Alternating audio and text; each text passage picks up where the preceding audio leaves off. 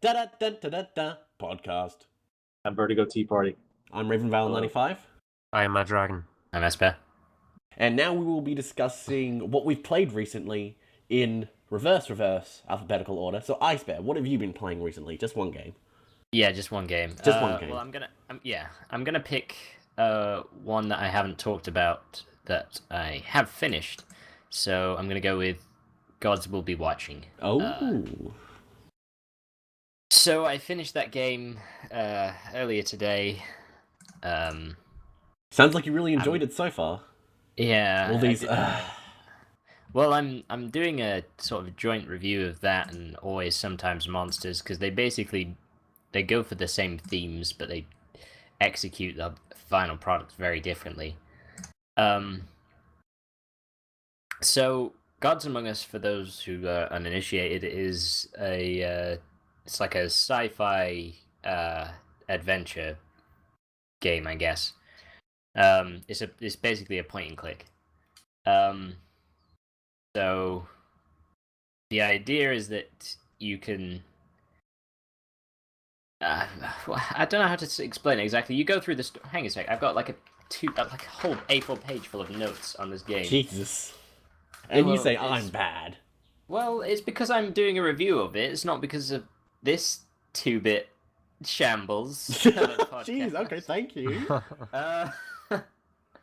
Reading our comments. So it's kind of a weird game because it presents itself very much like a choose your own adventure kind of game, something where your choices have, an impact on the story, and that's kind of how it works. But actually the choosing is the core gameplay, and there's two sets of choices, which are the choices that will, get you to the end of the level, and the other choices are just fail states. And what that kind of gameplay relies on 90% of the time is trial and error gameplay. So you just end up repeating each one of the 7 chapters several times until you do things in the right That sounds sequence. annoying. It is annoying, actually, now that you happen to mention it. Yeah, it got pretty boring pretty quick. So I started out playing it in because they've added several modes to this after people complained that it was a bit trial and error.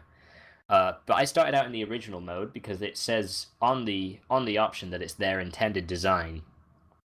And what you have is this very trial and error thing where you've basically got a fairly poorly tutorialized section of gameplay where you've got to balance. It's basically the idea of spinning plates till you get to this main objective. So you've got to balance like 5 different things, and failure to do if you drop one of the plates, then essentially you've failed and have to start again. And there's a lot of random number generation. There's a lot that goes unexplained. You kind of have to pick up while you're doing it. And that got boring exceptionally quick. So I went into puzzle mode, which is one of the modes that they released that gets rid of the random number generation and random events to a degree, because apparently an awful lot of what happened in that game was randomized. It wasn't just stuff with percentage chances of happening. It was you could ask this guy to go and fetch supplies for you, and you could tell him a specific thing to get, but he'd just come back with something random regardless of what you chose. That's weird. Yeah, apparently so. I didn't actually get that far in the game. I was talking to someone else. And I think it was before the patch. But he usually came back with whatever I told him to do. Now, he did. I don't know, maybe people were confused because the problem is this takes place over several days. And let's say it's day 1. And you ask him, bring me supplies. He's like, okay. So he doesn't bring you the supplies until the next day, but he asks you then, what do you want to get? So if you say, I want information, he's still going to give you the stuff that you asked for yesterday, and you won't get the information until the next day. So okay. I don't. Well, maybe I was misled. Maybe. Okay. Good. The other thing that the patch that gets rid of the random number generation, Vertigo, you must have played it. You know how you have percentage chances of performing an action? Like in Chapter 2, for example, you got a percentage chance to lie. Yes. The only difference with the non-random number generation mode is that you have to charge it to 100%. You're not allowed to take a chance on a lower percentage. Oh wow. So yeah, it's not really removing the random number generation in the sense that, you it's just in the sense that you would normally do it. So you don't do anything that requires you taking a chance. You just have to charge it up to 100%, which I'm guessing probably takes as long as it usually does.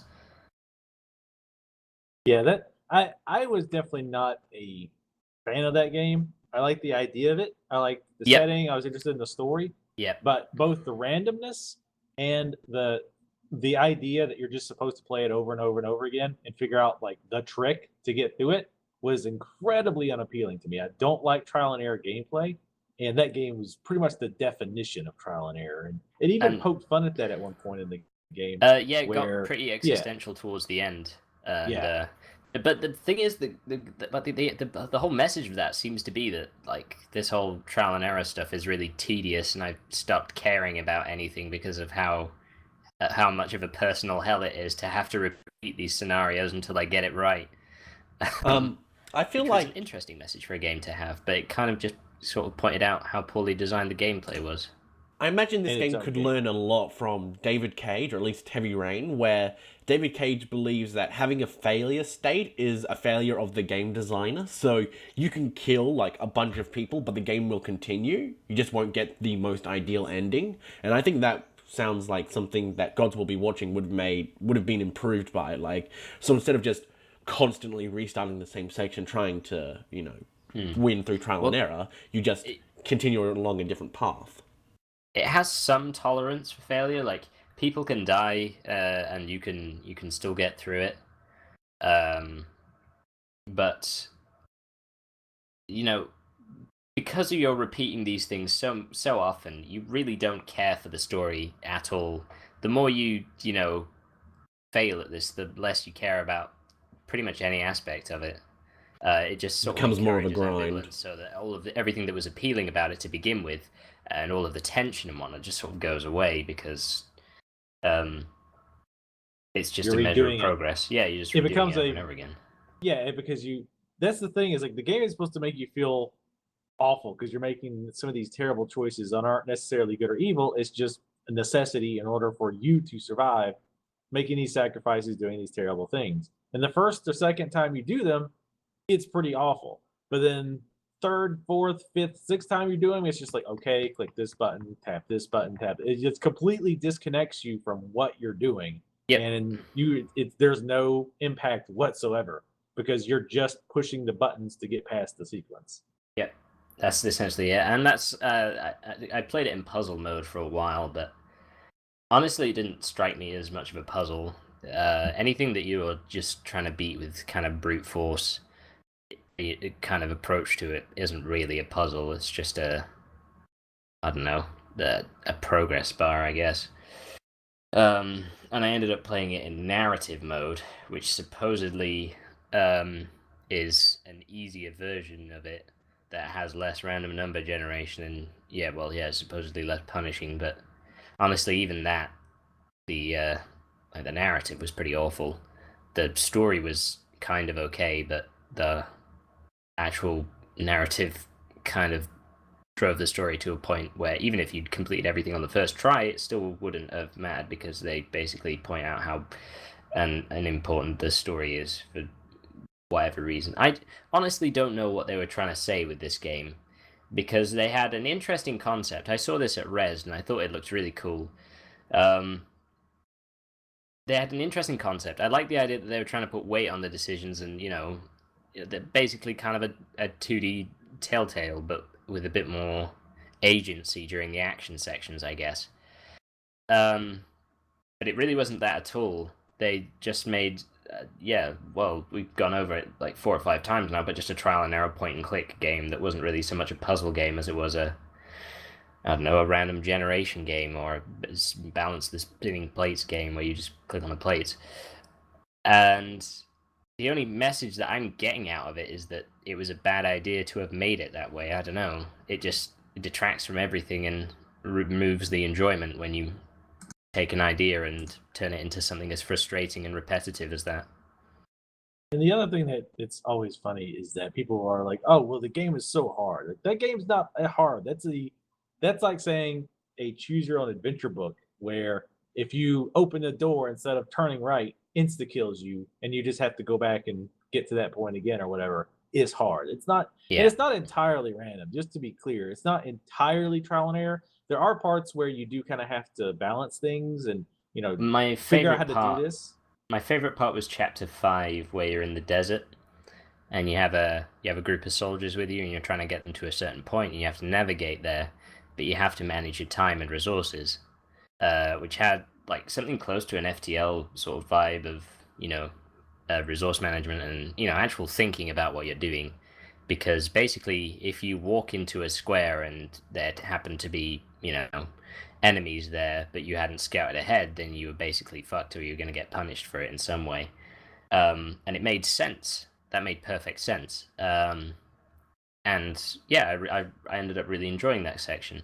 But the thing is, even the way the chapters play varies between chapters, because there's another chapter, I think it's chapter 3, 4, where you're basically stuck on this wasteland planet, and you've only got 5 hours of daylight in order to do these things where you've got to try and get yourself rescued and also survive. But whereas in other missions you can have people do, like, you can assign a task to every person, and over a period of time they'll all do those things. With this, you could only have one person do one thing at a time, even though they were all independent of each other.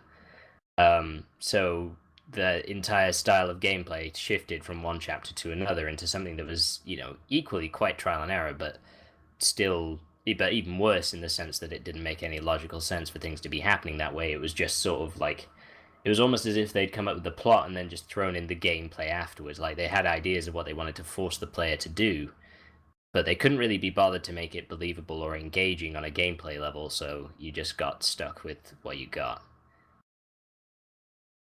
Yeah.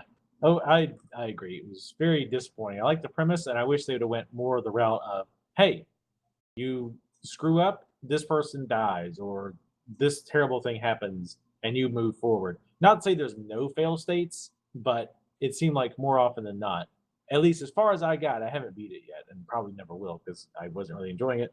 It was more you just fail most of the time. I would say the second half of the game is better, but that's the thing, it kind of removes the gravity from those choices when you're just repeating it again anyway.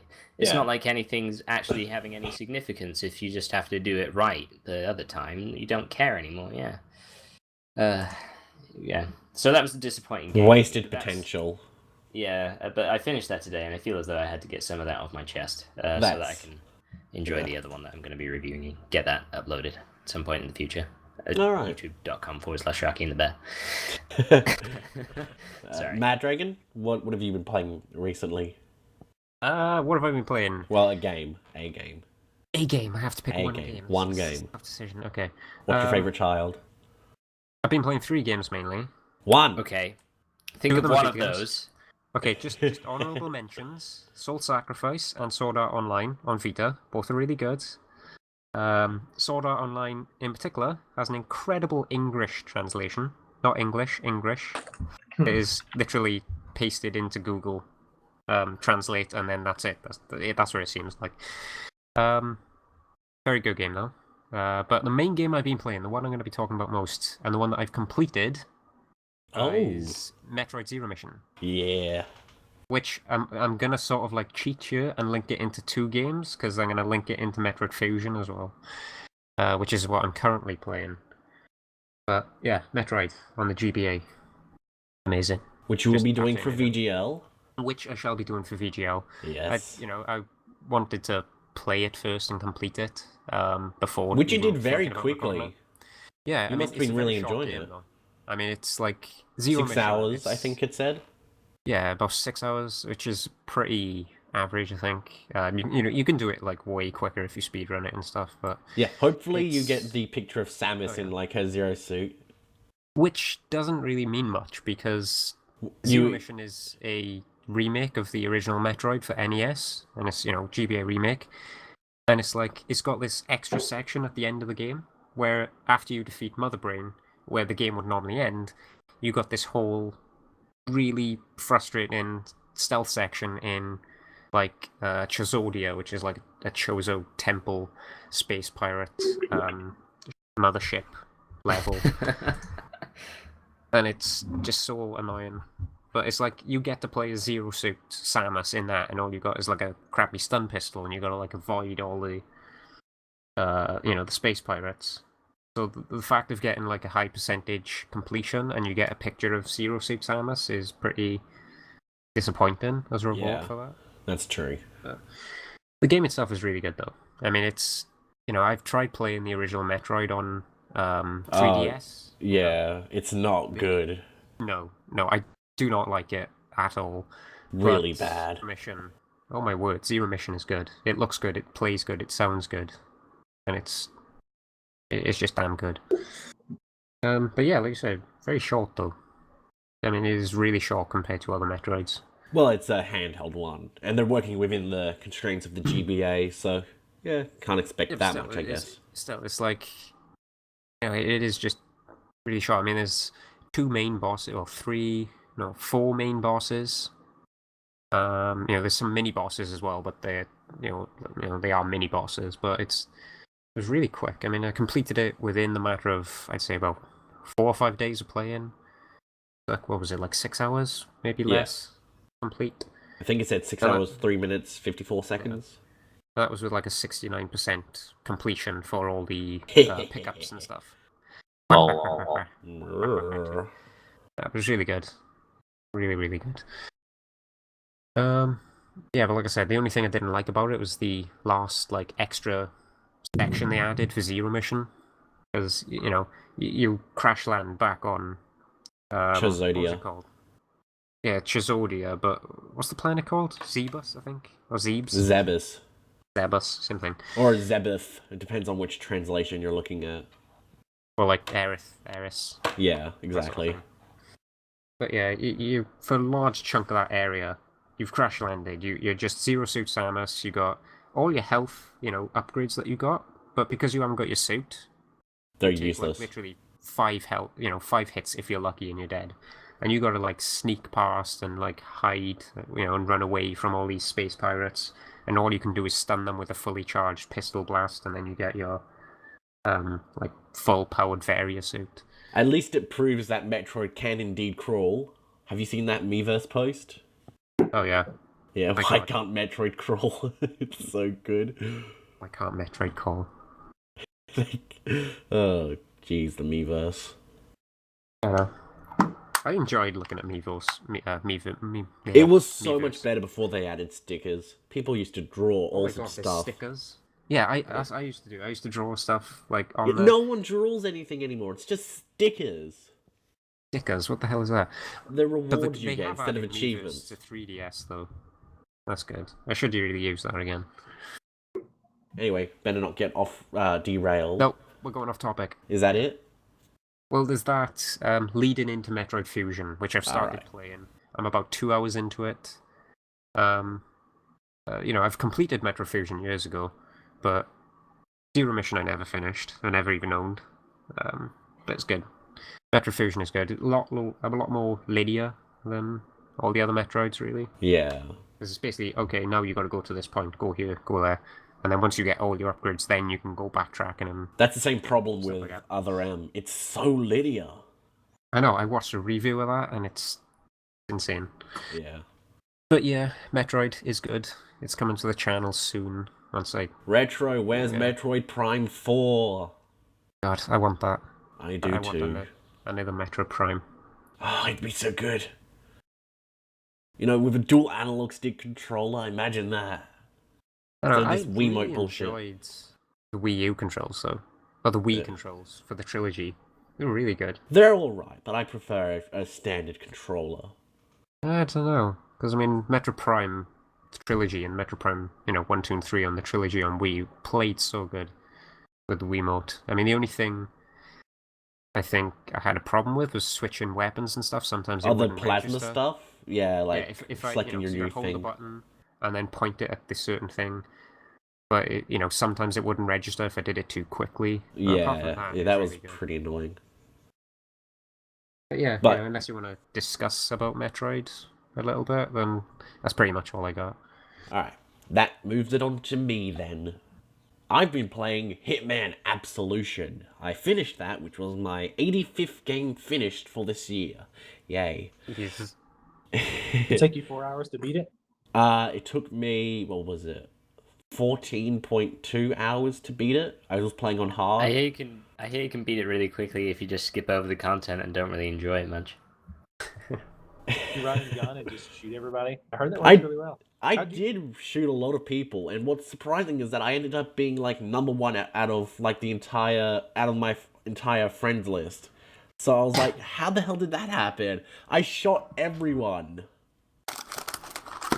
Vertigo, you should be ashamed. I managed to outscore you while shooting everyone. I know you're a big stealth player. Possible.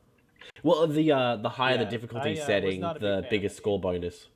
Yeah, I played through that on definitely not the hardest difficulty, but one of the harder ones. I forget which one, but yeah, I was kind of disappointed with that one. But what do you think?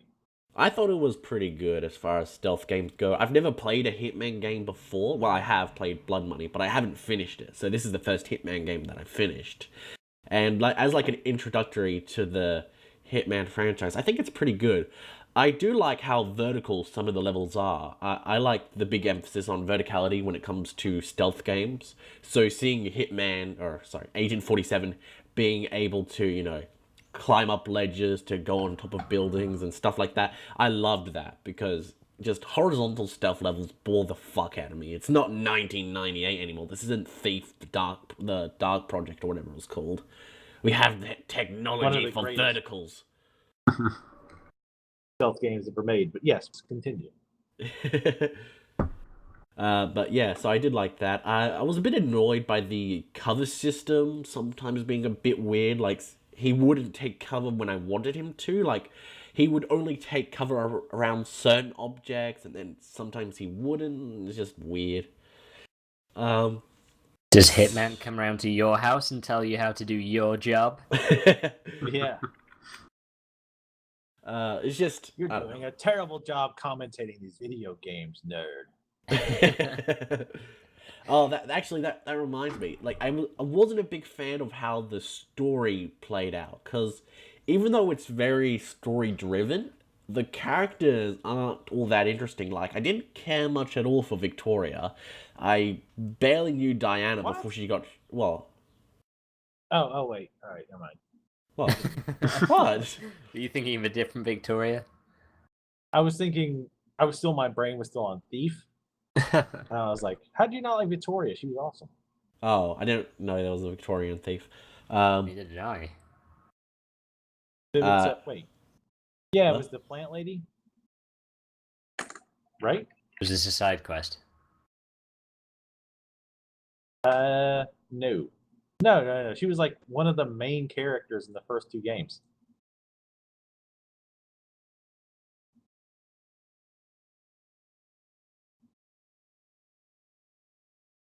We'll come back to that. Yeah. Stunned silence. No one knows who Victoria is, Vertigo. I swear to God, I just Googled it to make sure I didn't get the name wrong. Well, anyway, I didn't care much for Victoria because she had like maybe a handful, like 5 lines at most, and there's not much personality about her. So all I know about her is that she's got this random like keychain which gives her superpowers, and then if you take it away, she's super weak, and I don't get it.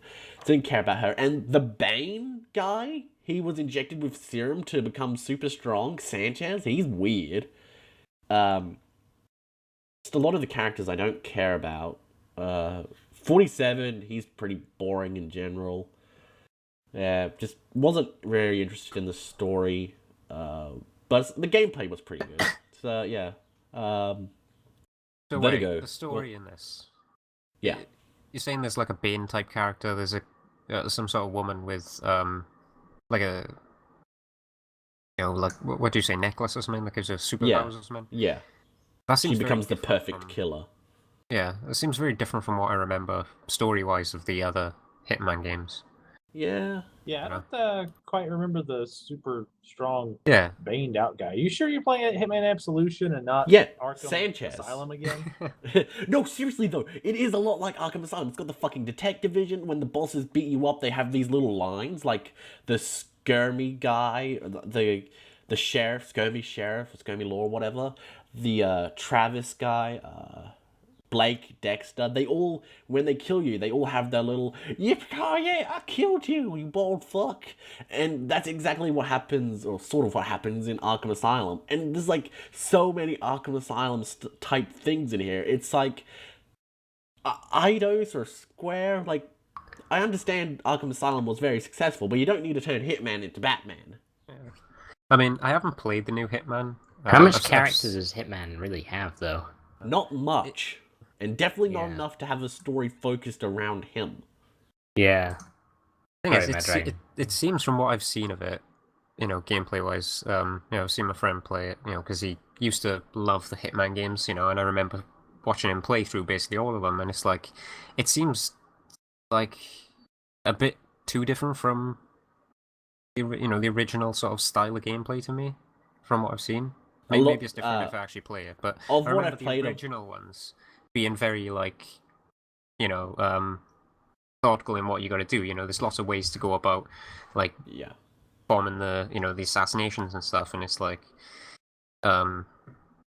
if you mess up, if you get discovered and stuff, there's, you're pretty much fucked. But this one, it seems like they've, I don't know, like, combat is is pretty easy in this game. I mean, like, when I was watching my friend play Absolution, it was like, ducking in and out of cover and stuff, like, say, Deus Ex sort of stuff. Yeah, exactly. It reminds me a lot of Deus Ex Human Revolution as well, especially with how, like, you can do little twirlies from cover to cover. It's just... Oh, it has twirlies. It does, yeah.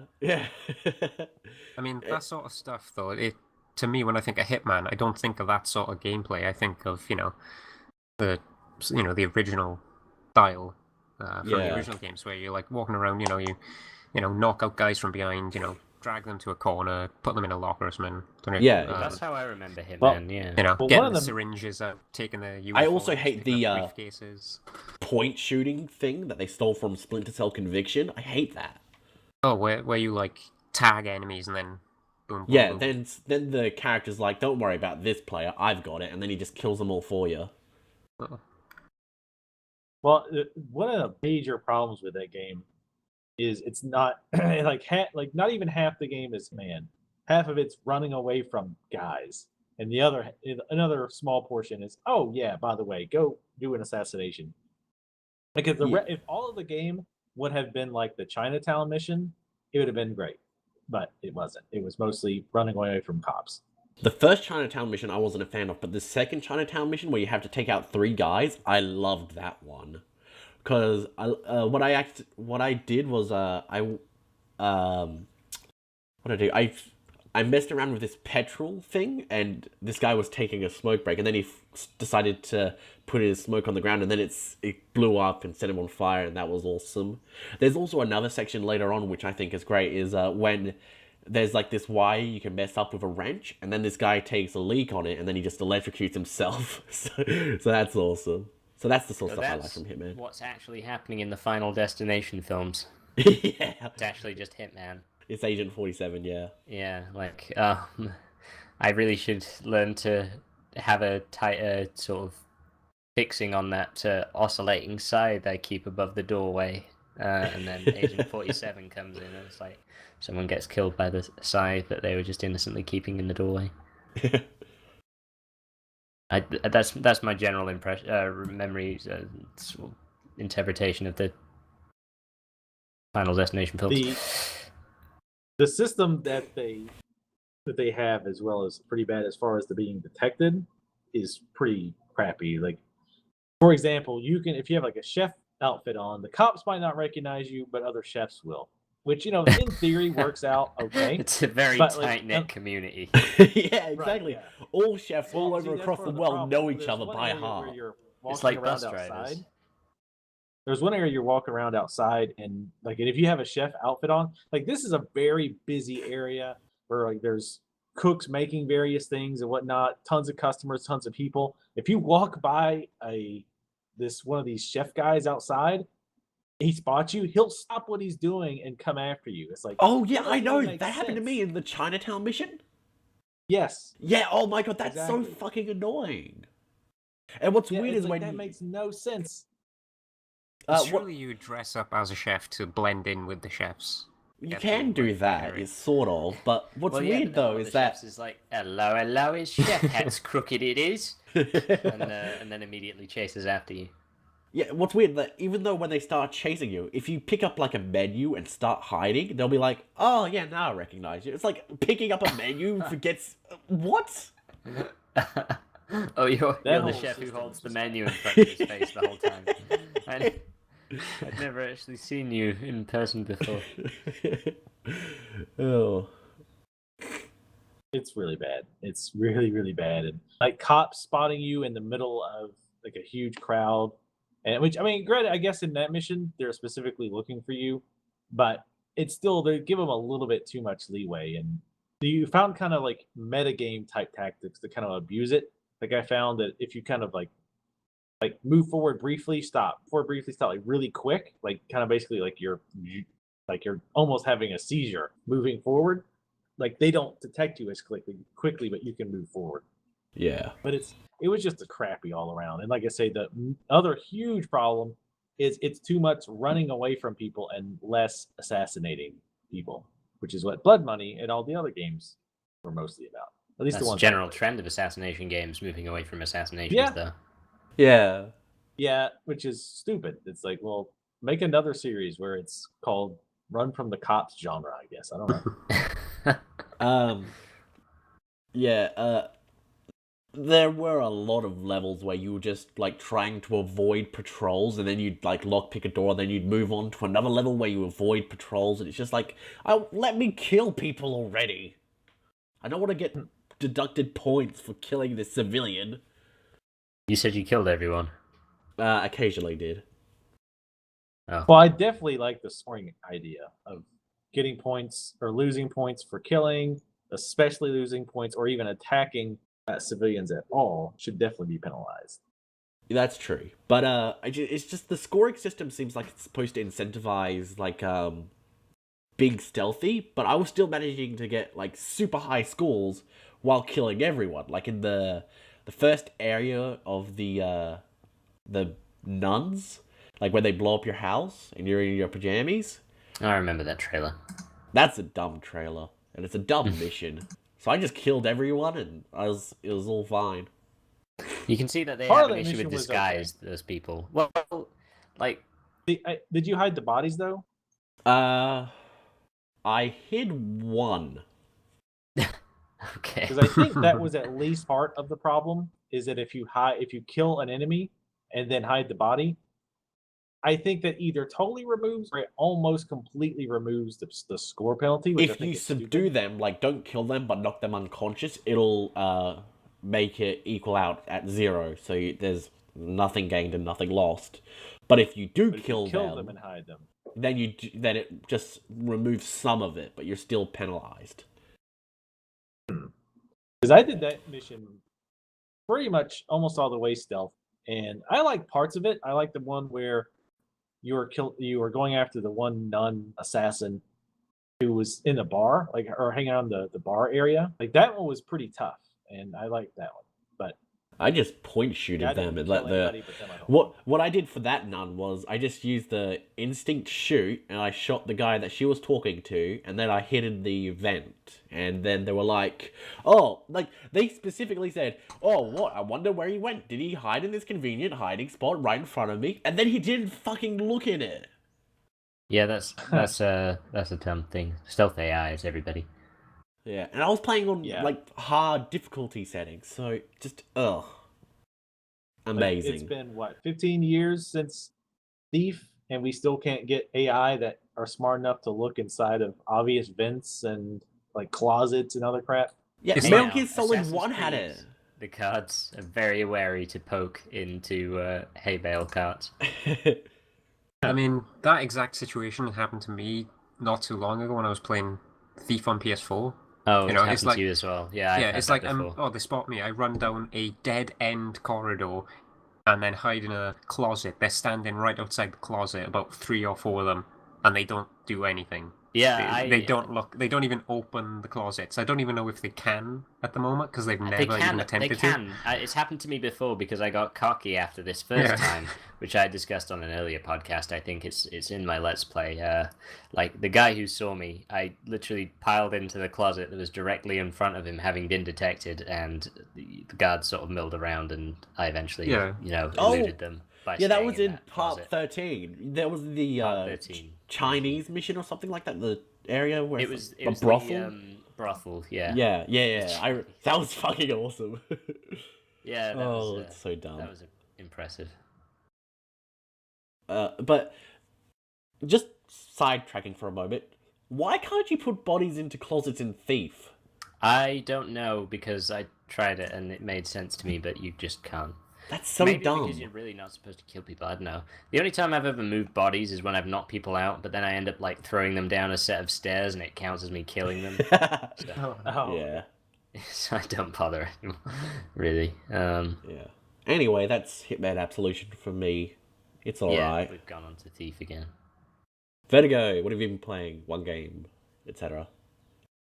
Let's see. Let's talk about all the games I've been playing. Actually, mostly just WildStar here recently. I'm still leveling up in WildStar with my engineer. It's been pretty fun so far. Do what? It was the Macari engineer, right? Yeah, the Macari engineer. So far, it's been fun.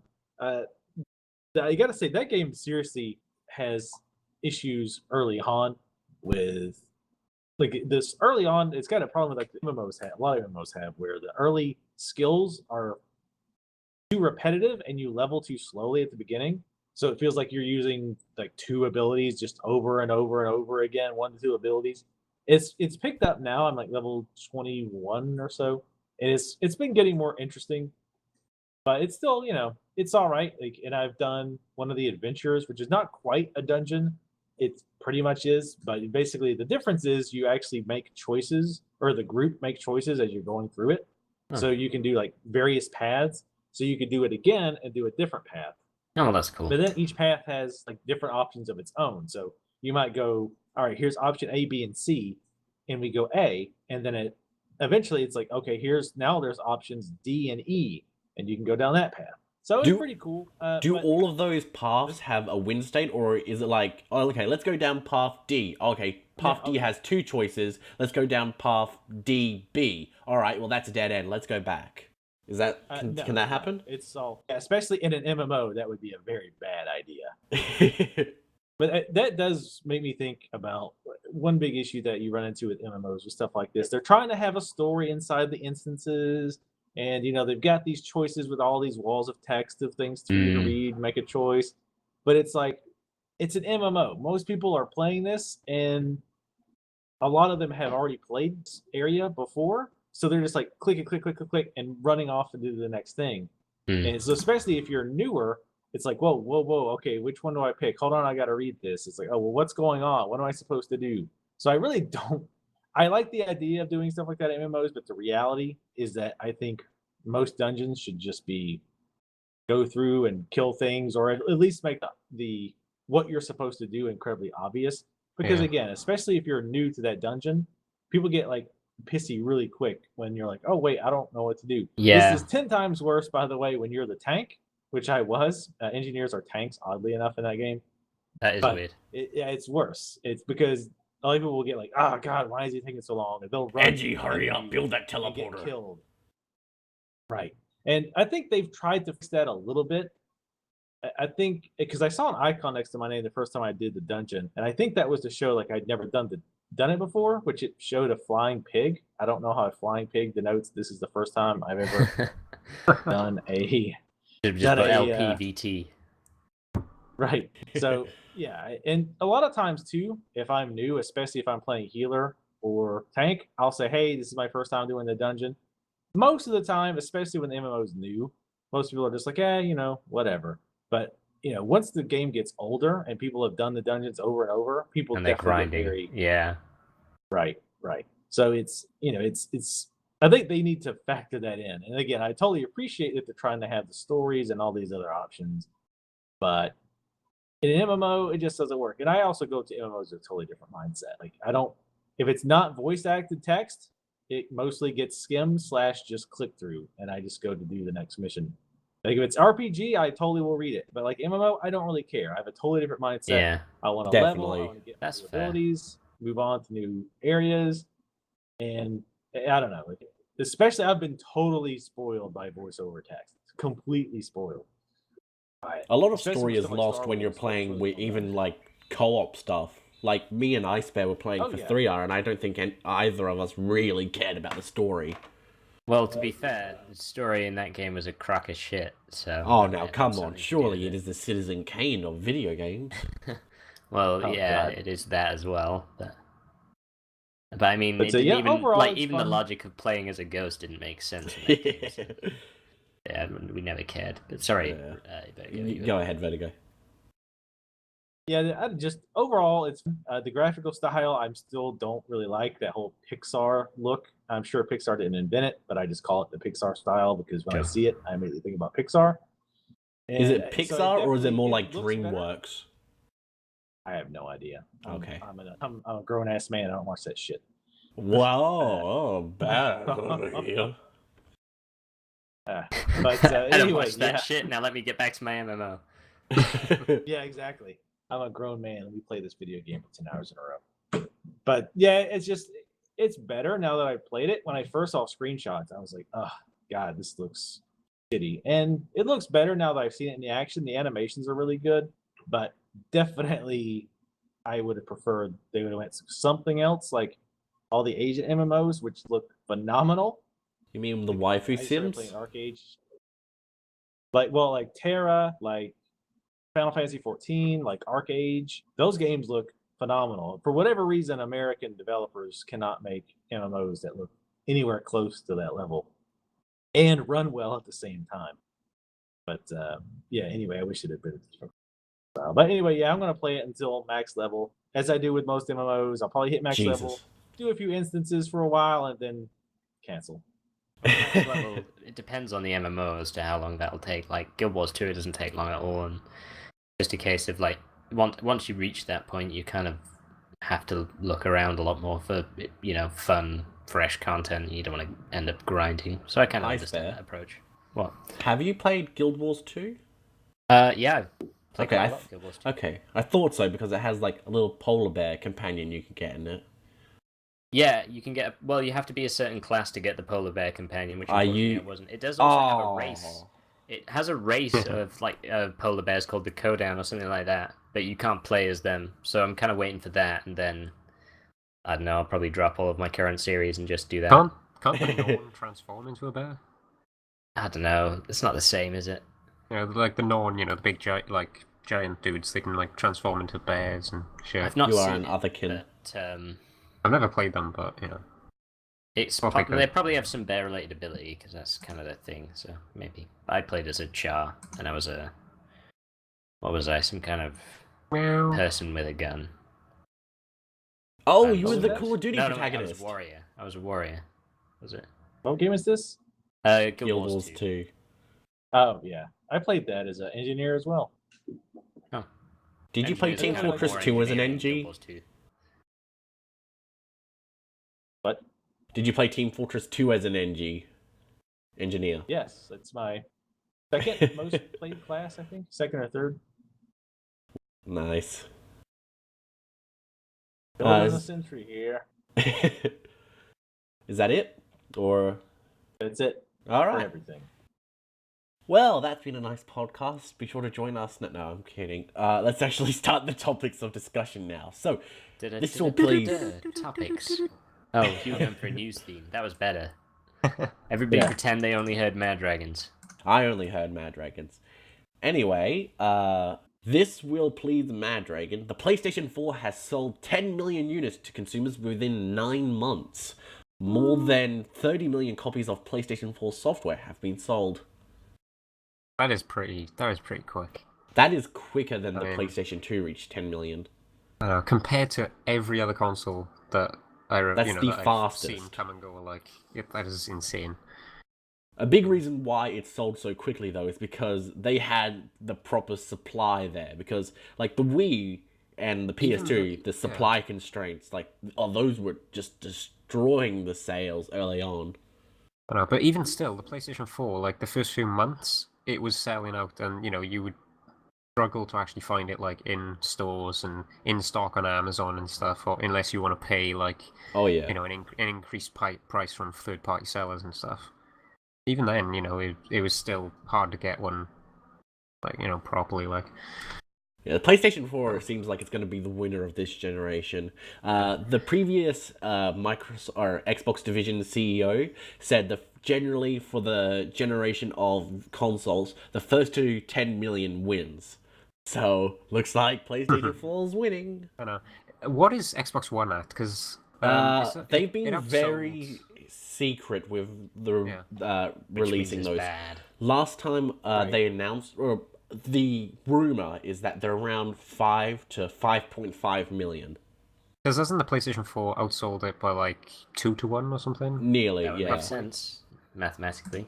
Yeah. Yeah, so 2 to 1 basically. So not a close run thing, really. Yeah, it's already outsold the Wii U, which is impressive since the Wii U had a year start. The PS3 barely catched up to the 360, which had a year start, and yet PlayStation 4's just zooms. What?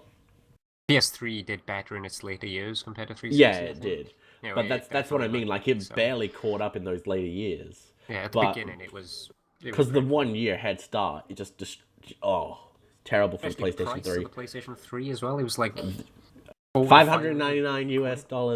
$599 US. Jesus Christ. Towards the end of the generation is where the initial cost had come down, which was the sort of the main wall to the PS3, and the Xbox 360, the sort of running costs had been mounting up, which was kind of the drawback for that choice. Yeah. So, yeah. Kind of makes sense. They definitely got the price right with the PS4. And they also got more games on the PS3. Like at the start of it, it was all about, PS3 has no games, and all that. And then, like, later on, you're like, there are so many exclusives, and these are amazing. Yeah, well, basically, I don't think Xbox, like the 360, really had much more than Halo. That's that got Forza. Okay, that's the big ones I can think of. That's basically it, I feel. But all of no good exclusives. Metal Gear and Halo kind of, the the JRPGs that were exclusive. But those were super early on, and they stopped supporting those like after a few years. Sorry, what? I didn't. What did he say?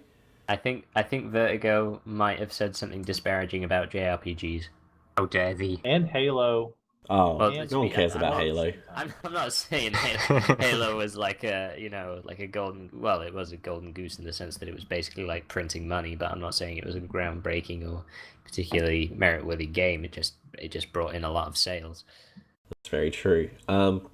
Anyway, I think our exclusive talk for Xbox should be moved on a bit, unless anyone else has anything to say about how PlayStation 4 is dominating.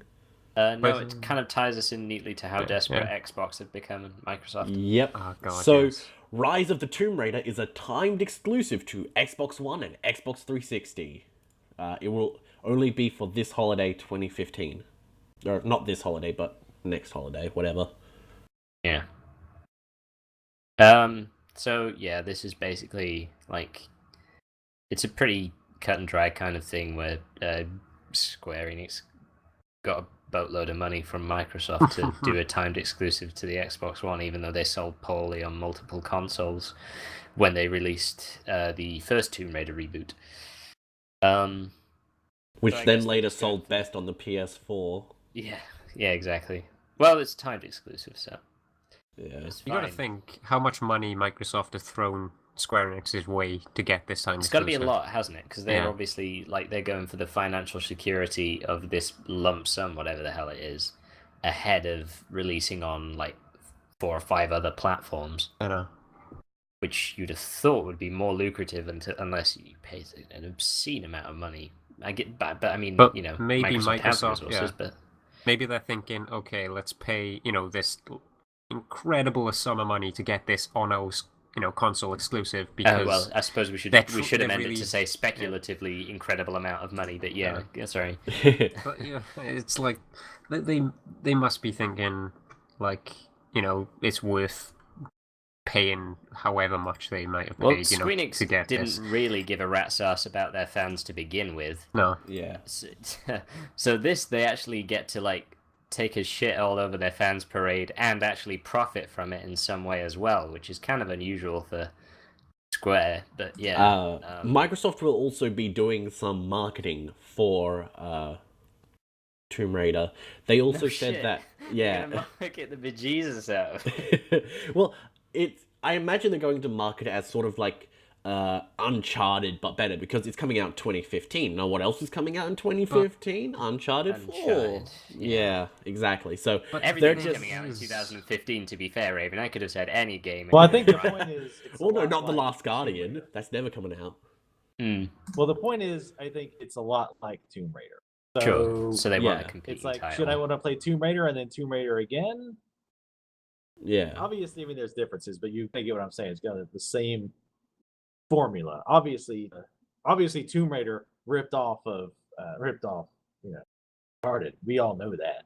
They literally were given that God, as a please design don't. doc Somebody in. actually realizes. I'm reading The Final Hours of That's Tomb good. Raider right now, which is by Jeff Keighley, and it's really good. And they're saying like, okay, so we want to make great games like Uncharted and Batman: Arkham Asylum, and it's just amazing how like little original thought they actually have, because they're thinking about doing stuff like Shadow of the Colossus or Ico, and it's just like, do you even have an original thought, or are you just like, Uncharted's popular, we should do that? I'm pretty sure the reboot kind of cemented that image of them and their kind of creative ideals, which was to say, they just made a different game. Well, they reskinned Well, a different at game. least we have Lara Croft and the Temple of Osiris. Osiris releasing on Steam. oh yeah, Which actually looks good, and I think I said on the E3 that I'm looking more forward to the Lara Croft and the Temple of Osiris than I am Rise of the Tomb Raider. So I still Fine, win. yeah. So go me. Well, that's the main thing, is that Raven comes up tops. Exactly. Like a few million disenfranchised Tomb Raider fans on the PlayStation. A few hundred disenfranchised Tomb Raider fans on the PlayStation, disappointed. But Raven's come up on top. Yeah. And it's just weird how they're doing this, because it's not even adding any value to the Xbox, because it was going to always come out on the Xbox. They could have just marketed it as an exclusive, like what Sony is doing with Destiny and what they did with Watch And people aren't Dogs. going to go and buy an Xbox One for Tomb Raider. I mean, I like. No, of course not. That's so weird. And it's also coming out on And it 360 as already well. didn't sell well. So, like, from the Microsoft perspective, you have to look at it as well, because it's like the reboot didn't sell well, or as well as they wanted to, anywhere near as well as they wanted to. Yet they're going to throw a ton of money at Square Enix because they think people will buy an Xbox One for the new Tomb Raider. When It's the really first weird, because reboot Yeah. no didn't sell one's well? really winning in this situation. So why is it technically, happening? Square Enix, if They're winning big. Yeah, Square Well, I Enix guess in is winning terms of big money, because but- they get this massive lump sum on top of the sales that they will eventually get when they release That's- on other That's platforms. very true.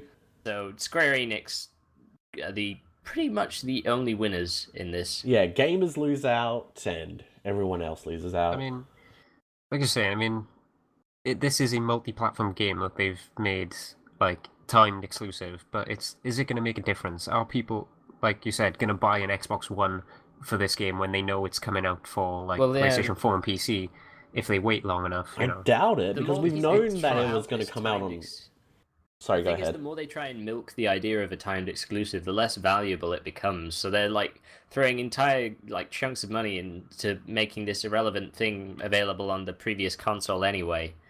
That wouldn't shift Xbox Ones even if it was just a timed exclusive to the Xbox One. So it's costing them money to do this, and also people are surely seeing through it now. They presumably just don't care. except for, you know, console fanboys or whatever, but they already own the console and they're trying to justify what they've got. They're not, you know, saying, oh, wow, the Rise of the Tomb Raider, I can get it like several months in advance. If I get the Xbox One, I best sink, you know, actually, no, 600 quid into that, but see, like, they're not getting it in advance. It's still the same. It's just that PlayStation fans are getting it delayed, or NPC, because nothing's changed for the Xbox people. It's identical to them. Nothing has been added to their console. So the console they bought, if they were always going to buy Tomb Raider, nothing has changed for them. That's it. Yeah. So it's so dumb. I mean, I'm talking about, yeah. It's just dumb. Yeah. Yeah. It's dumb. It is. Moving on. Sure. Also, Phil Spencer is a twat. I just want to throw that out there. Is that how you pronounce it? I thought it was... Phil Spencer? No, Americans say twat and we say twat. It's just a thing. That's how we say it. And it means much worse. Pronounce it right, twat. Which is why I like to use it. Does it? What does it mean where you are? It does not sound as offensive from, you know... is it just higher up? Is it just got a more sort of esteemed place in the hierarchy of classes? Yes. Yeah. Absolutely. Well, it means like the female...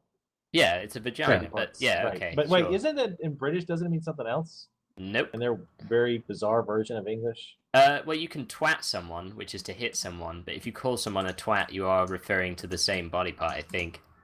And in Australia, you're calling them a kangaroo. What am I thinking of then? I thought there was... Anyway, but yeah. I think we've got anyway, HellBlade is by Ninja Theory and looks like a Ninja Theory game.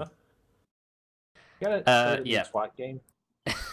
I'm not looking forward to HellBlade too much because Ninja Theory hasn't really made that many great games. Heavenly Sword was pretty trash.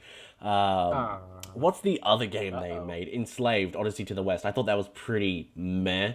And DMC, Devil May Cry was above average in terms of like all the hack and slashes coming out, but I still didn't like it, you know, that much. I know Vertigo did, but just... You're bad. Meh. Bad. I prefer DMC 3, I'm sorry. I like having my style moves instead of a launcher. DMC.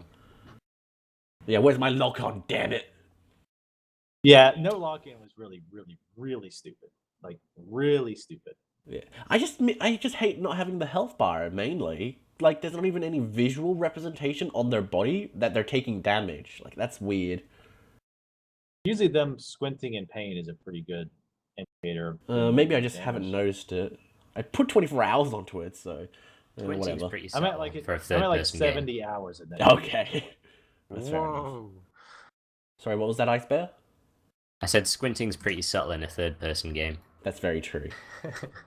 Anyway, yeah, Ninja Theory, HellBlade. What do you guys think? I'm interested. Cool. Looks good. Looks pretty. I probably won't get round to it. Okay. Also, they're selling it as a indie AAA game, so it's independent, but it's also AAA. That's what they're saying. Self-published. They're self-published. Do we really need more of that shit? Do we really? No, we don't, and it's dumb. It's a mid-tier game. Call it as such. Well, the thing is, indie has street cred. For that, Well, isn't that the sort of derived meaning of indie? And it does just literally mean independent, so there's no publisher involved. But when I think of indie, I don't think of just independent. I think of a certain type of, organic game, free range games. Yeah, organic, exactly, free range. But that implies that once a developer makes enough money, it's no longer an indie developer, even if it doesn't take on a publisher. No, I think what he's saying is stuff like Journey, which does have a publisher, but sort of, I don't know, it's weird. Like, because Journey, how even though it was funded by Sony, it sort of did get all the awards for, like, being a great indie game. Like, they're sort of an indie studio, and it's just, I don't know. Okay. It's a convoluted term at best. Little games like that. Yeah, anyway, HellBlade looks like a Ninja Theory game. Let's move on. Life is Strange by Don't Nod. People who actually aren't bankrupt. I thought they totally were. After Remember Me, but... the guys who make Murder Soul Suspect. No. I was thinking of Remember Me. No, you were. No. You were. I was thinking of Don't Nod. Don't argue. I know what you're thinking a little bit better than you do. Alright, well just give me some private time between 4 and 6, okay? That's That's Raven's time. Raven time. Yeah, it's a Simpsons joke. Anyway, Life is Strange by Don't Nod coming to PS3, PS4, PC, Xbox One, and Xbox 360. It's going to be a choose-your-own adventure game sort of thing. It's all about time traveling and the butterfly effect and how what you do with time traveling messes up the timeline and consequences and stuff like that. Sounds cool. Yeah, I agree. Sounds cool. Can't wait to anything like, give it a shot. Beyond and Heavy Rain, It's going to be more episodic, they say. Well, it is going to be episodic, so imagine more, say, The Wolf Among Us or Walking Dead. Cool. Yeah. Do you think video game developers are all sort of getting to the point where they have teenage children, and so most of their video games are actions have consequences, you smelly kids? Or is that just a coincidence? Oh, maybe. That it? Anyone else have anything to say? No, I didn't play Remember Me. I heard it was It's meh. pretty rubbish. Yeah, Mad Reagan hates it more than I do. I managed to finish it. Oh my god. He didn't. I tried playing it and I got to a point where I was like, no, the game is not fun. The gameplay part is not fun. The story and the design It's passable. and the lore and the world, I'm interested in it. It looks nice and it's like, okay, I want to know what happens. I want to know what happens in this, like, what was it, like, what can we call it? Neo-futuristic? Neo-Paris is what it's called. Yeah, Neo-Paris, that's what I'm going for. Neo-futuristic would be... It's, it's good. I like the premise of it and the concept of it, but the gameplay sucks. It's like, Arkham Origins or, Batman, gods the will Arkham be watching. Games. Like the Batman Arkham games, but they just... They took out all the good stuff. Yeah. And before, like, IceBear or VT say, so it's normal. I don't know what you're talking about. No, never mind then. Moving on. Let's keep rolling. Alright, Metal Gear Solid 5, Ground Zeroes, and Metal Gear Solid 5, The Phantom Pain are coming to Steam. Huzzah! Oh my god, Metal Gear. Metal Gear! Well, I guess that proves that Metal Gear Rising sold well. What? Huh? Do you think love can bloom, even on a battlefield? Wait. Otacon does not sound like that. Sorry, you're right, I can't do it. Do you think love can bloom even on a battlefield? Yes. I sure think it can. Nanomachines. Door. It's time for Jack to let her rip.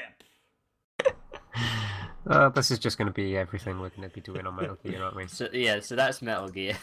It's coming coming to to Steam, it's gonna be Steam. It's coming to Steam. Yeah. Which, it hasn't been on PC for a while. I think the first one was, wasn't it? The first one and the second one were. Well, Metal Gear Solid Really? 1 and Metal Gear Solid 2. Yeah. 2 came to PC. I know it Mad came to Dragon about Xbox. to buy Metal Gear Solid 2 on PC by any chance? Even on PS3. No, PS3. the port is really bad. Oh. Maybe This that's why is they a didn't bother. Japanese game dev, remember. PCs are really foreign to them. So, and imagine like back during the early 2000s where, PC stuff was, all PC gaming is there, so they super half-assed everything. But they still do that now. But not to as big of a Dark Souls 1. degree. Dark Souls 1, yeah. They only half-assed certain sections of Dark Souls 1. Very specific elements they were like quarter-assed. I think that's the idea. Yeah. That far. I gotta say, can we ever have a podcast without bringing up Dark Souls? Never. No. Probably not. It's the Citizen Kane of video games. Yeah. Sorry. Yeah. Maybe that'll turn us off it if nothing else will. Alright, so yeah, it's coming to Steam. Buying it day one. So Got a Steam box. yes, the Steam Literal box looks so good. Steam Finally, box. the Steam boxes are out, you guys. You guys getting the Steam box? Yeah. All my friends are getting Steam boxes, so I best get a Steam box. This would be like the Ouya, only even more popular. No. Sorry, I'm Oh, done. did you not see it? There's a cardboard box you can get in Metal Gear Solid 5 that has the Steam Steam logo box. on it, and that's Steam comes out of it. So it's a literal Oh, Steam nice. box. That's really cool. Yeah. I actually want to play through all the Metal Gear Solids at some point, but I don't know if it ever happen. Wait, you've never played through all of them? You've never played through all of them. Jesus like Christ, Dragon Vertigo. has several occasions where he's played through all of them. Hand in I your do it, gamer like, card. at least once a month. But no, I played through 2 and 4, but I don't really remember much about them. It's been a while. I hardly remember the in-between bits of number 4. 4 is really meh. I went back to it, and it was just like... I need to play through it. It's got trophies now, so... It does. I got one trophy, and that's for tearing that guy's dick off. The statue, yeah. Yeah. I remember Oh, that. the statue. Oh, okay. Thanks. Yeah, because IceBear doesn't Jesus. realise. I was like, Good thing you mentioned that. Got an achievement for tearing that guy's dick off. Thanks for that. It is a statue. Oh, shit. Yeah, Who so we'll won? be... Yep, okay. Silent Hills by Koji Pro. Platforms unannounced, assuming at least PlayStation 4. So this was sort of secretly announced by PT, which is Playable Teaser. Yeah. Secretly announced. Yes? Is that not just like... No, explain to me the concept. Okay, so basically there's this playable teaser or a demo of a game. Yeah, it's called PT, and it's got these super fucking convoluted puzzles. And at the end of the game, or the demo, you'd get the announcement that Silent Hills is in production. But so many people, like, it's just ridiculous to try and get the trailer to play. It's like, I haven't even finished it. It's the only demo I've ever looked up a walkthrough to. Wow. So it's like, from You're what bad. I've seen of it, I haven't played it yet, but it seems like... You're going it's to be the live first streaming it person. after this. Am I? Really? Yes, Cool. we're all going to watch it. But it's like... It Sure. seems like... Imagine Silent Hill 4. Is there any of you familiar with Silent Hill 4? No.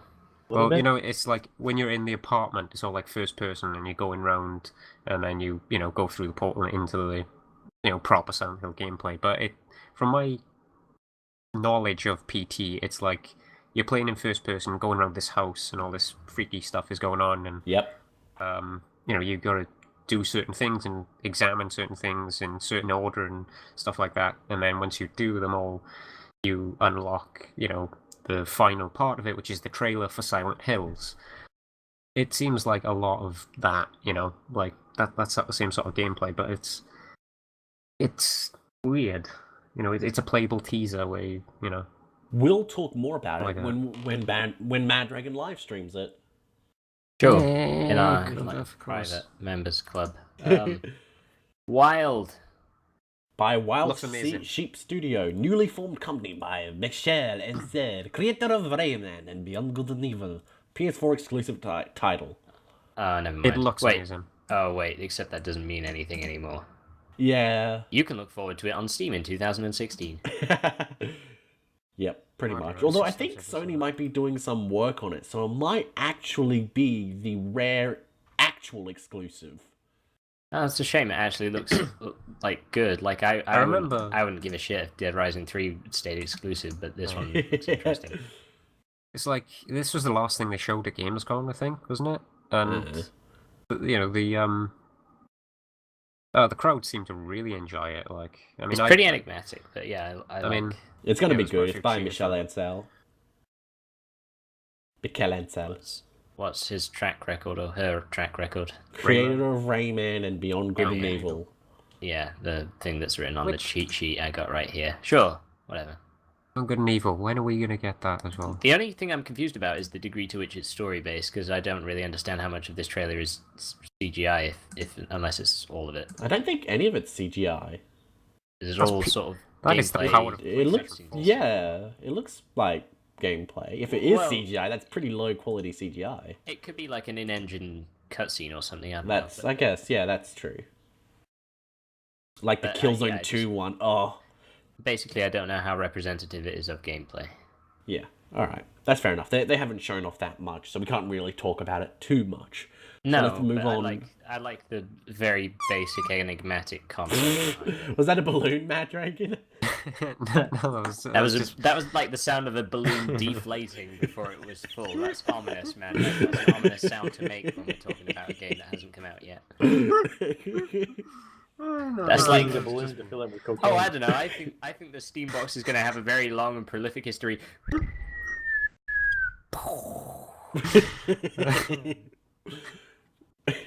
Okay, moving on, quick, move on. Okay. Overkill's The Walking Dead will be a first-person coop shooter with elements of action, role-playing, and stealth. Platforms unannounced. I'm gonna be skeptical about that because it's another Walking Dead game that is not like the Telltale Not by games, Telltale, yeah. which have And not it's had a good track record. first-person shooter, which the last one we got of The Walking Dead was Survival Instinct. For those who haven't played it, it's shit. Yep, see. and also it's not even like the best franchise to be beating like a proverbial zombie horse or whatever, because hey, thank you. That's the pretentious writer in me creeping out there. Because yeah, it's zombies. It's not that interesting to me And anyway. the I most don't know. interesting It's part another of The zombie Walking game. Dead is the human Well, yeah, interaction. That's exactly. the main It's selling like point of it's The like Walking a Dead. drama that happens to take place in a zombie-infested world. Yeah, exactly. So having the focus be the zombies is really fucking stupid. It's like making a Star Wars film based around the stormtroopers. Did I get that Wait, right? they I've not actually- watched they them actually- still. Yeah, stormtroopers are in Star Yeah. Wars films. Well done. Yes! Hey, wow. You, Well, they you make said you games were going to about, watch them. Stormtroopers. I said I would, but then I started downloading them, then they got to 50%, and then I was like, I'll continue this later. Wait, To what? be fair, Mad Dragon, they've made games Wait. about everything in the Star Wars universe. Yeah, no, but wait, have you not watched the Star Wars films? We've been through this, Wait, yes, I how haven't. many times are we gonna Mad Dragon? It needs to be pointed out and ridiculed. You're gonna need to write this down so you don't have to gasp. I'm worried for your health, Yeah, but Mad I Dragon. forgot. You've been I making forgot unhealthy we've talked sounds, about and this you've and been all. I think you snorting should a make a lot of Google Doc cocaine. about It's gonna what lead to movies I haven't respiratory seen. Problems at some point. Okay. Yeah, but this as well. It says this is going to be a first-person co-op shooter with elements of action, role-playing, and stealth. That sounds a lot like Dead Island to me. Yeah. Anyone else been to the website for the game because it's creepy as fuck? Yeah. Yeah, that I feel like that was trying to pull on some heartstrings, but that reminded me a lot, like what Madring said, of Dead Dead Island. Island. Yeah. Like, oh, a girl getting harmed in a zombie apocalypse. Gee whiz, that sure is depressing. Yeah. Expectations are low. Hopefully it's not shit. Here's hoping. Although if it is shit, maybe people will stop making Walking Dead games Or zombie games in or general. zombie games in general. Although I doubt that they will because Days How- Ed's how many And then years has it maybe been it'll be top of winter the in zombie hell. sales for pretty much forever, and it's a pile of crap. But sorry, what? I was just making a joke about how hell will freeze over because there's no way they're going to stop making zombie-related stuff. No, especially when it sells so well. I don't understand how people can keep lapping it up, especially stuff like Days Ed, which is just like a But it's a I was zombie game, That's but not even without a the zombie excitement game. of zombies. Yeah, I know. It's It's a crazy PvP how well game zombie stuff and sells because occasionally zombies. Dead Yeah. Island is like one of the best-selling IPs of all time. Like new IPs. It's like fucking what? It's a well, no. shit To be game. fair, that was sold on the basis of a really good trailer. That's very true. That marketing department is amazing. Mm-hmm. Shadow Realms. I Unless can't anyone make it. else has anything to say. No. Go on. Shadow Realms by BioWare Austin. Developers of Star Wars The Old Republic will be releasing for PC in 2015. It's a free-to-play, like, role-playing game thing. Or something. That's gonna be free to play. Yeah. Yeah, I believe so. As soon as I heard that, I lost interest in it. Yeah. I was kind of like, sorry. oh, the trailer looks like it's a 48-second trailer, and I skipped through it. To be fair, like 10 seconds either end is just EA, but not EA, BioWare even. I don't know why I thought of E EA. Well, they're basically the same thing nowadays. Mm. So, not really looking forward to it. It's like a 3v1 sort of situation. It's just sort of weird. 3v1. 3v1, yeah. There's 3 players and then there's 1 monster. That's a bit small. Usually it's like 4v1 and stuff like that. Yeah. Anyway, That's Not much understandable. excitement for Shadow Realms. Cities Yeah. Skylines by Colossal Order for PC. I was heartily disinterested until I found out that it was being published by Paradox. No, I thought it must be good. So yeah, this is a city sim. It's going to be like Sim City, except not shit. And it's going to be able to be played offline, which I think SimCity is able to do nowadays, but whatever, who cares? And also, presumably, it's going to be on Steam, because they're not retards. So. That would be a pretty big first for Paradox to suddenly release a new IP, and well, not a new IP, but yeah, no, a fairly newish one. Is it in whatever? Well, it might be part of the city's IP. The cities in motion sort of thing. Take on it entirely, isn't it? Because it's the city. I need to figure out where it takes place in the timeline of the cities in motion games. I know. Let's look at Mad Dragon. What is the lore of cities? There's buildings. There's buildings. Thank you, Mad Dragon. Thanks. Then what about the mass transit simulator stuff? Then the buildings came. Alright, yeah, so it looks like a pretty good city builder. Looks interesting. There's a new Assassin's Creed game that got announced, and it will be set in feudal Japan, which is something that a lot of fans have been asking for. What? Finally. Yeah. Like, so, because everyone has been wanting a feudal Japan sort of thing. Yeah. It'd be really good, like, departure from. Do any of you have iOS phones? Yeah. Well, that's good, because it's coming out on iOS, and it will be a card game. It'll also be free to play. Oh, for fuck's sake, I was like, surely Mad Dragon's read the sheet. Oh, Raven, you sly dog, you got rid of half the description. Just for the joy of telling them this crap. This is why you're rewarded for reading this in advance. Yeah. Well, there's nothing here. There's no link. That's what I was like. Yeah, that's why I was going to give you a link, because I wanted to see your reaction. The disappointment in your voice was delicious. How cool it would be to have, like, Assassin's Creed, but in, feudal Japan. Everyone has been saying that, and yet finally Ubisoft does it, and they're like, card game. Renaissance, yeah. Well, tough. Ubisoft. Well, my initial knee-jerk reaction to Raven was that it's official, and Ubisoft just has too many employees. They don't know what to do with them, so they just make, like, the least significant Assassin's Creed IP they possibly could in the form of a iOS free-to-play CCG. I love how you were like, how much are you messing with me right now? Yes, I was like, I didn't know if you were just trolling me. You've tricked me. When you told me the full thing in one go, and I was like, I don't know. I don't want to be taken as some kind of rube here. I'm gonna need more info. But yeah, no, that's actually a thing that's happening apparently. Yeah. God damn it, Ubisoft. Give me Vertigo thoughts. All I want. Vertigo? What do you think about it? I think that it's going to be garbage and just stupid. And then Ubisoft's going to go, well, they said they wanted it. I guess they don't really. They really didn't want it in feudal Japan. Like, they'll use that as the reason for not making a real game. That's true. Ubisoft. Yeah. Oh, God.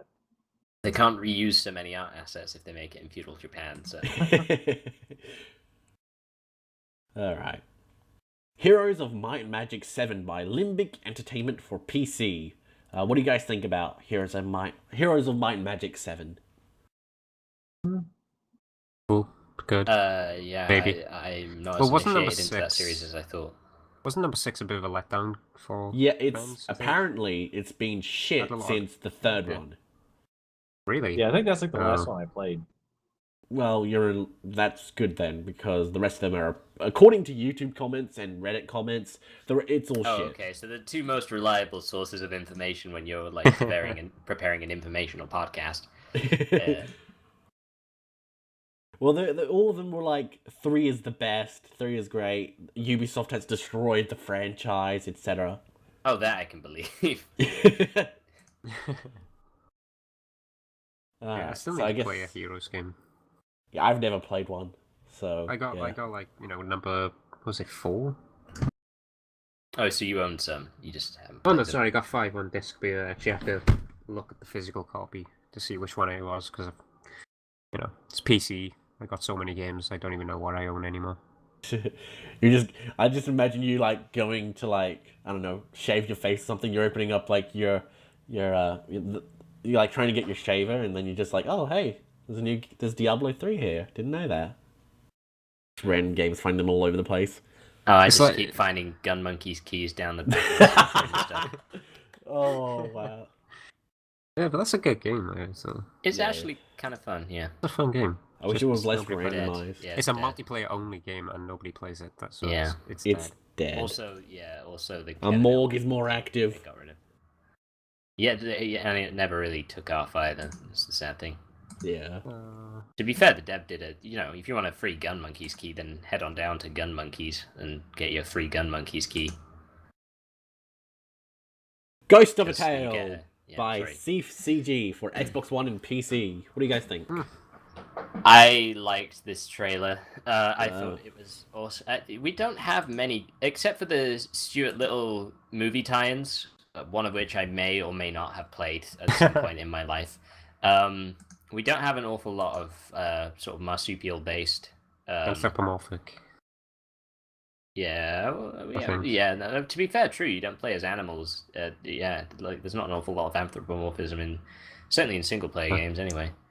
I Yeah. feel like years ago it used to be. It quite a used few to be games really like that. common, yeah. But then it's like, you know, as the years have gone by, it's like really died down this sort of like style of, you know, like design and theme for a game. When Sonic was popular and all that, it was pretty common, like, you know, Jazz Jackrabbit, Crash Bandicoot, all that sort of stuff. And then sort of when you're coming into like the PS2 generation, it sort of started to die down, and then stuff like This GTA generation, became more popular. Yeah.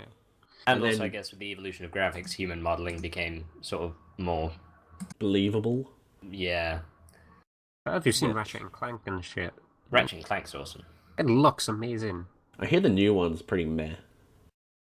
Well, Nexus. Don't burst this bubble. Anyway, Sorry. This game looks looks adorable good. and also like pretty fun. I remember seeing this when it was still on, like, I think it was on, like, Kickstarter or something like that, and it looked absolutely amazing. And then now it's coming to, was it Xbox One and PC? Yep, and this is a platformer? Bit of shame. I don't know. It's Uh, sort of like a adventure? Yeah, let's call it Action-adventure? action. Let's call it action. Yeah, action adventure. That's very There you go. descriptive. Yeah, it's almost the same as giving it no topic. No So it's genre like at all. Uncharted then, because that's an action adventure. It is an Uncharted clone, actually. The main character looks identical to Nathan Drake. I think Nathan Drake is actually just like many mice in a costume, and this is the story of one of the lead mice back on this like mice planet, mouse planet thing. I still say it's going to be like Five Goes West meets Dark Souls. Yeah, I was. Did they call it something different in the US? Was it, or is that like related to an American Tale? Yeah, American. Yeah, I think Five it was like a sequel or something. I don't know. Oh, okay, yeah. I have didn't no idea. It's initially. been like a jillion think- years. Yeah, no, there probably is a couple. But yeah, the mouse and that was called Five. Those films were good. Yes, they were. And hopefully that game will be as well. So yeah, I'm excited for that one, and also it's going to be on PC, which is Yay! I'll have to something buy it that's on PC. confirmed for the PC besides Cities, which I I'm was not. I was disappointed it's not coming to PS4, but Yeah, since well- most like games like these, like indie sort of games, you know, I was going to say, yeah, it doesn't are really all seem on like the PS4. Xbox One's jam. so I don't know. Well, I don't know. The Xbox One's got some good indie sort of games like that. The main Ori reason or why the something? Xbox One hasn't been Ori and getting Forest, lots of indie games is because they have a sort of Oh, they have contract a thing parity where, clause, the yeah. parity clause, that's it. You have to come out at the same time, otherwise you're not allowed to come onto the platform. It's So- fucking Microsoft, man. Microsoft. Apparently- So no they're ports making of indie changes games to like that. Minecraft, which sold so many copies on the Xbox 360. Oh, I still hate the fact that they call that exclusive. Oh yeah. Yeah. 'Cause this is Minecraft the Xbox One exclusive edition one. is exclusive to Xbox One. What about the Xbox 360, PS3, no PS4 shit. versions? Well, the Xbox One edition is exclusive to the Xbox One. Especially because it's like the shit version of Minecraft because it's a PC game at heart. Yeah. If you're so desperate to get any leg up, any sniff of an advantage over the other console, that you have to name the game's version for your console differently just so you can say it's exclusive, you're in a bad shape. You're in bad shape. You're in a bad way. You're a bad person and you should feel Well, bad. that too. Yeah. That too. Yep. So, Geometry Wars 3 Dimensions by Lucid Games, published by Sierra under Activision for PC, PS3, PS4, Xbox One, and Xbox 360. Cool.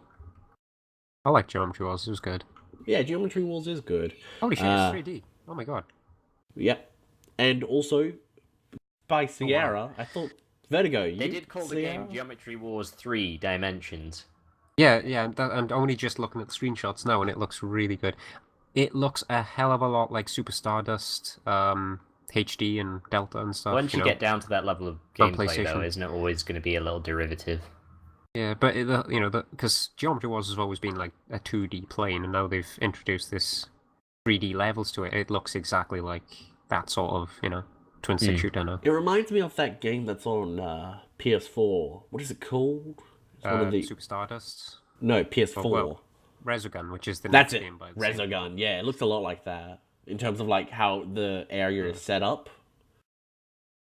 Oh wow, this looks cool. It does. I like it. And Looks yeah, very so pretty. Sierra is now a thing again and it's going to be Activision's publisher for indie stuff. Cool. So they're not going to be indie then because they've got a publisher. So yeah. Yeah. Besides that, though. Besides that, though, they'd be indie. Yeah. Alright, Vertigo, you got anything Moving to on. say, IceBear? No? Okay, we're moving on according I think to we're moving Captain on. Host. Bloodborne Yeah. is hype. That is Alright, so is hype Bloodborne as fuck. smells or is hype. No. One or the other. No, someone's changing the script. No. Anonymous Someone's dinosaur, cut it out. Well, look, we don't need this Alright, sheet to read out our Bloodborne. opinions. Go spout off about Bloodborne. What do you guys think of Bloodborne? I think it looks sweet, and I can't wait for it to come out so people can stop pretending to like Dark Souls 2. Dark Souls 2 is good. No, I'm Resident just Evil teasing. I'm just teasing. Sure it is. Sure it is, VT. Oh, it totally is. But yeah, I really, really like the setting for Bloodborne. I think that looks phenomenal. I'm very, very interested in seeing. I'm what just it's gonna upset that it's not coming out on PC and Xbox One.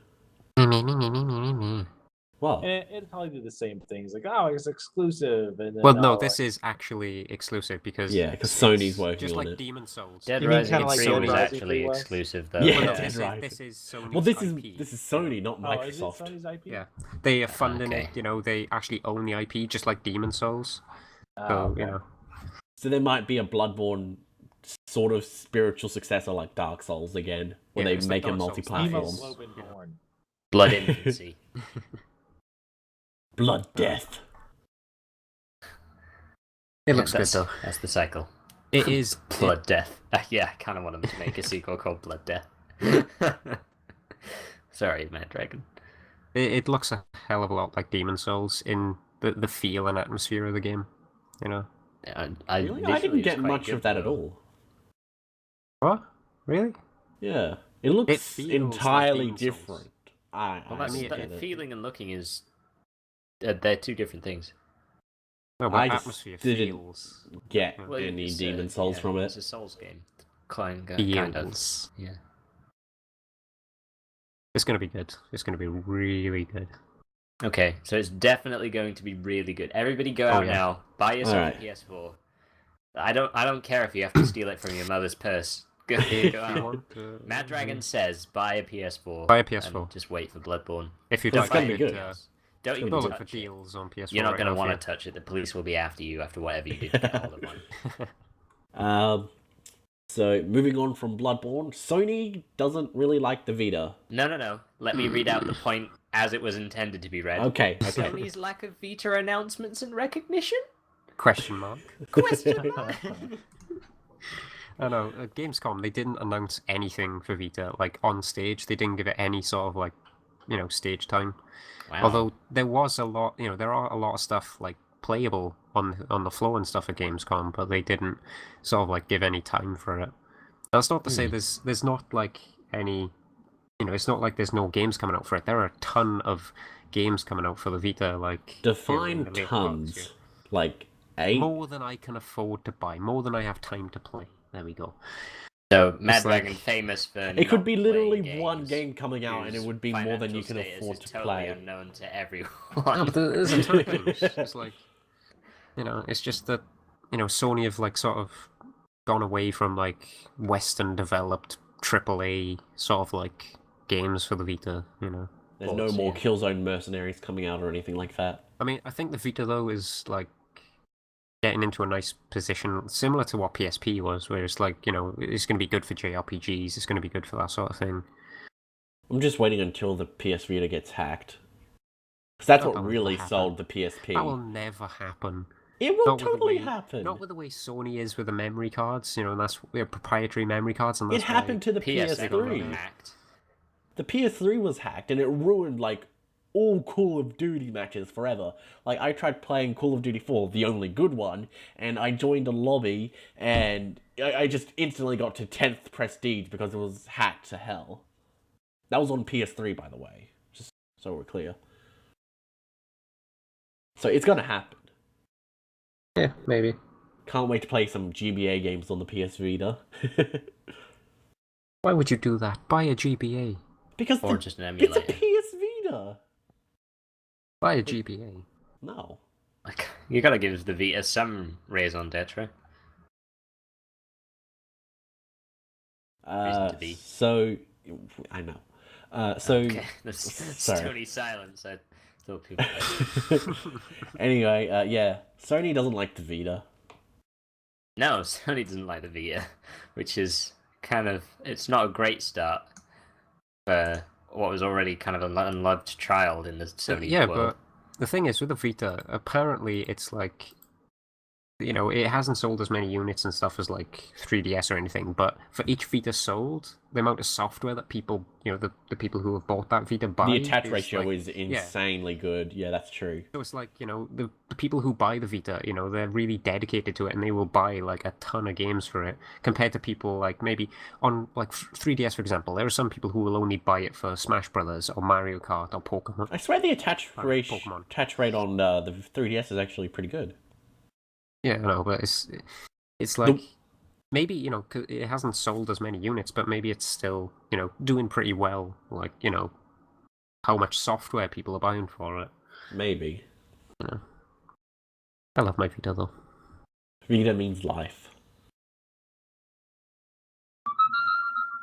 Oh my god, What was that? what was that? That sounds so familiar. It What does. is it? That was my my phone. It's Yeah, a what is label it? message whenever you get a new quest card for that's what it quest. is. Yeah. Oh, so wait, you got rid of the Metal Gear too? No, the Metal Gear is a different message. Oh, good, good. People have their own Alright. things. Oh, okay. It seems like the Metal Gear one is kind of pejorative then. Like, that's somebody you don't want texting you. Oh no, not this guy. Ugh. Anyway, It's fun Okay, when we- it goes off on playing a stealth game. God damn it, I got spotted. Who spotted me? That was my phone. Nintendo customers don't buy Assassin's Thank Creed. you. Watch Dogs will be Ubisoft's last mature title on the Wii U. Call of Duty Advanced Warfare not coming to Wii U. Oh no. Basically, fuck you, Nintendo, and it's... Oh my god. It's Right, not okay. really fuck you, Nintendo. It's just that the Wii U sales are just Yes, atrocious. But Because these Call of companies, Duty Ghost Activision and sold... Ubisoft- Call of Duty Ghost sold 6.1 million copies on launch week or whatever. Of that 6.1 million, the Wii U sales were only 20,000 copies. But the thing is, the Ubisoft and Activision do not support their games on the Wii U. It's like they don't give it, Activision don't give any DLC for the Call of Duty games on Wii U. I think it was... That's not true, because Nuketown 2025 Yes, this is what I'm just about to came say. out, okay? So, that's a The lie. free pre-order map has finally come out like 2 years after the release, was it? Exactly. Wow. So, Jesus Christ. that's a lot of dedicated post-release support. I know. And Assassin's Creed Watch Dogs isn't even out on Ubisoft. Oh no. Yeah, Ubisoft, yeah. Wii U. Yeah. Well, they did That's give right. it a shot, though. Yeah, but wasn't Because- it like announced when it was announced? It was like, the Wii U version's going to be really great, and For It did Watch have Dogs? some scope. Or am I thinking of Aliens Colonial Marines? You're thinking of Aliens Colonial Marines, yeah. They said that the Wii U version of Aliens Colonial Marines will be the definitive version. Yeah. Was it? It's so good. Yes, actually, it It's didn't so come good. out, so yes. So good they didn't release it. Yeah. But yeah, the Nintendo audience, or the audience that buys Wii U's, don't want these games on the Wii U. Well, the thing is, there are better versions on like PlayStation and Xbox, so... So is thing. Oh, I this thought that was the fault advice. I thought you were of... saying, don't buy Assassin's Creed. Yeah, we should, Well, So would you say this is the fault of Nintendo or the developers because there are superior versions on other platforms? a bit of both, because it's like Nintendo, for example, the online functionality in some of their games isn't very good. That may have an effect on like Ubisoft's games and Call of Duty and stuff. Nintendo with third-party developers are not doing very well on the Wii U. That's very true. I Ubisoft believe the and Assassin's Activision Creed 4 sales for Wii U were made up 0.1% of its total sales. Also, some of So- these games on Wii U have not been very good ports. I mean, it's like... Like what? well, some of them have had issues, haven't they? Like Mass Effect, for example. I haven't played that. I own that. I haven't played it yet. Or am I I'll thinking get of back to something you. else? But, But then again, it's like Nintendo as well. When I think of Nintendo, I think of the exclusives for it. That's why I buy Nintendo's for, Nintendo systems for, is the exclusives. Well, see, that's exactly right. Third parties can't really survive on Nintendo platforms because when you buy a Nintendo console, you buy it for Nintendo games. Yeah, you buy don't Mario, buy it Zelda, for stuff Star Wars, like... Metroid, Smash Bros. Yeah, exactly. No one's buying a Nintendo console to play like Castlevania or Call of Duty. Well, So Castlevania games on DS and 3DS. just... Those are good. Yeah, but it's just like... But yeah. The Wii U doesn't... The big Nintendo yearly console... releases. Nintendo needs to have better relationships with third parties. And it's just... But this is Nintendo we're talking about. Yeah, that's true. It's Because just... they're very... They have horrible they're still- relations with third parties. That's what They're still really pretty killed them. stuck in the dark ages when it comes to like online with their console as well, this sort of thing. I have to imagine that has to be a big part of the reason why certain games aren't getting like online modes. Like Arkham Origins doesn't have it. Like, why not? So it has to be something with their PSN? infrastructure. Xbox Live? What is this? What is PSN? Yeah, What is Xbox Live? it's so. Both sides, I guess, are messing up a bit. It's a combination of different things. It's just really. But either way, the audience isn't there to justify porting their future titles to the Wii U, so they're just not going to. Well, Ubisoft will still be putting like Just Dance and all that on the Wii U, but Just Dance. Of course, not it like does. Assassin's Creed Rogue. Things people care about. No, it actually sells really well on Wii U. Well, no, Just I imagine it Dance. does. Yeah, because it's more of a family-oriented console, And that's the sort of stuff that game. sells to Yeah. Nintendo audiences. Alright, so that basically wraps up this podcast. Oh my god, that was Thank pretty you quick. to audience for listening. Alright, so be sure to join us for the Sincerely. Twitch stream that will be coming out in a little bit from Mad Dragon. What shoutouts do you guys have? Wait, well, you'd have to do that after it was uploaded. Yeah, that's fine. Oh, shoutouts. I did a review a while ago. What was it? Oh god, was it So Many Me? Is that the last Yep. review I've done? Oh wow. No, I've done nothing worthwhile as of yet. So I'm gonna recommend Rick and Morty, the animated series. That's a lot of fun. I didn't have anything to do with it, but it's good. Would you recommend that over the Sharky and the Bear animated series? No. Did we do one of those recently? I don't know. Yeah, not too long ago. The other week. Shout that out then. A week? No, the other week. But Oh, the other maybe week. 2 weeks. I don't know. Maybe. Okay. Yeah, that. Both. Go watch that. That was actually before the review. So yeah, okay. Don't waste your time with our channel this fortnight, folks. Don't do it. Go watch some VGL. Some terrific content coming out there. Mad Dragon, promote your shiznit. Dark Souls 2 is coming along very slowly. Very, very slowly. But it's still... It is coming along. It's still there. Other than that, well, that's about it, really. All right. Maybe. My turn. I'd like to shout out a Smash Bros. Source filmmaker reanimation thing. It's super cool. IceBear, I linked it to you and you were like, yeah, that's neat. Yeah, I'm a hard to impress kind of guy. But yeah, so it's the Super Smash Brothers intro recreated with Val's character rosters. So it's pretty cool. I gave it a solid 3 out of okay. Vertigo, what are you shouting out? Let's see. I just started doing Arcage like today. First one went up for the beta 4. Oh, So okay, yeah, that's pretty go watch worthwhile. that. Yeah. YouTube.com/VertigoTeaparty. See, I told you he does that. For my one, just link to a torrent for Rick and Morty, whatever. I was going to link to the YouTube channel, but okay. Oh, okay. Well, it's not a YouTube thing. It's like a. Is it? I thought it was. I've seen it on YouTube. It was Adult Swim. I don't know. It might be on YouTube. I'm gonna There might check. just be sections. I don't know. 20 minutes long. How long is it normally? Yeah, that long. All right. Well, there's a channel called Rick and Morty Cartoon where all the episodes are uploaded. Oh. I think that's technically unofficial, but yeah, you can watch that if you want. You don't want to pirate it. Anyway, yeah. All right. That's it. Yeah, that's it. That's it. Bye. Like all the way back. Bye-bye. Bye. Bye. Thank you to audience for watching.